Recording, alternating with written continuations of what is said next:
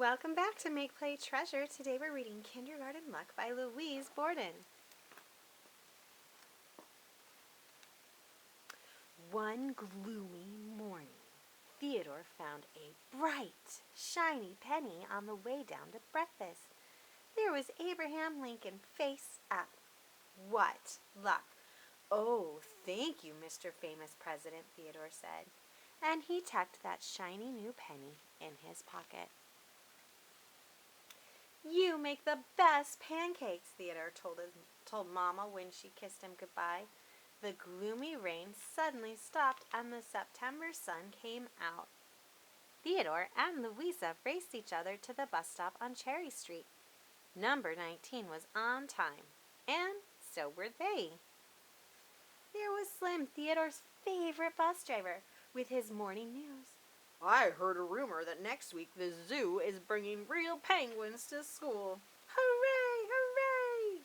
Number 19 got really noisy until Slim hushed everyone. Then the bus pulled up at Riverside School, the best school in the whole world, as Theodore was always telling his friend Georgia.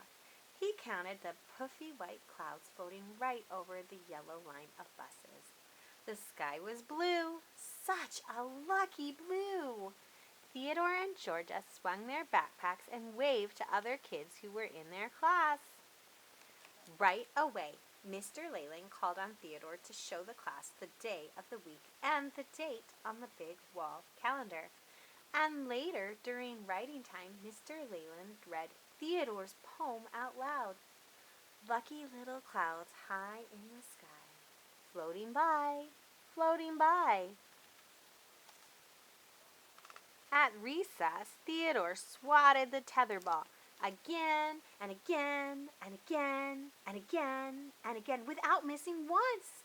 His friends all cheered for him, while Georgia ran off to tell Mr. Leyland. Then the end of recess whistle blew, and everyone lined up to go inside. Theodore was chosen to be the line leader. And all the time he was carrying that penny, that shiny lucky penny in his pocket. He took a quick peek at Abraham Lincoln and whispered, "Thank you, Mr. Famous President." After science, the class walked up the hall to the media center. Mr. Leyland said to be as quiet as kindergarten mice, and Theodore got to type his own words on a brand new computer and check out a giant book about penguins.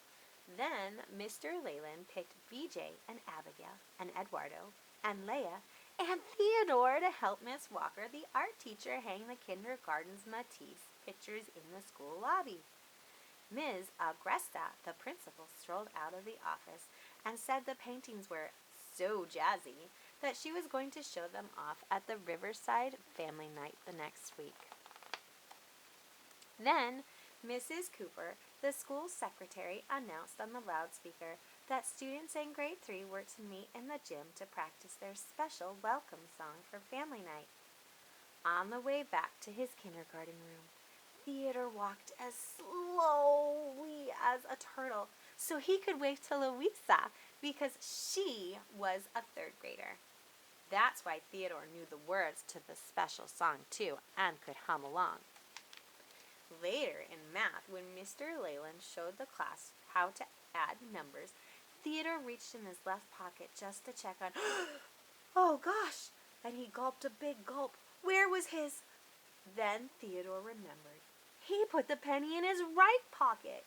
When Mr. Leyland asked the class how many puppies were in a liter of 1 puppy plus 6 puppies, Theodore raised his hand and said 7. The Riverside buzzer rang at 3:25 p.m., and there was Theodore's bus, good old number 19, revving its engine, ready to take students home. Theodore couldn't wait to tell Slim about the wonderful things that had happened to him. He sat in the row behind Slim's driver's seat, and he showed Slim his penguin book, and they talked about the luck in the world and how sometimes it's just waiting for you to find it. When number 19 rumbled up Cherry Street and Slim put on the brakes, Theodore took his Lincoln penny out of his pocket. his right pocket and held it for a minute, thinking. Then, quiet as a kindergarten mouse, Theodore slid his penny face up on the floor next to Slim's seat. Louisa and Theodore got off at the corner and waved goodbye. The September sun was still shining, the sky was still blue, and there was still little white clouds to watch. The day hadn't been gloomy after all.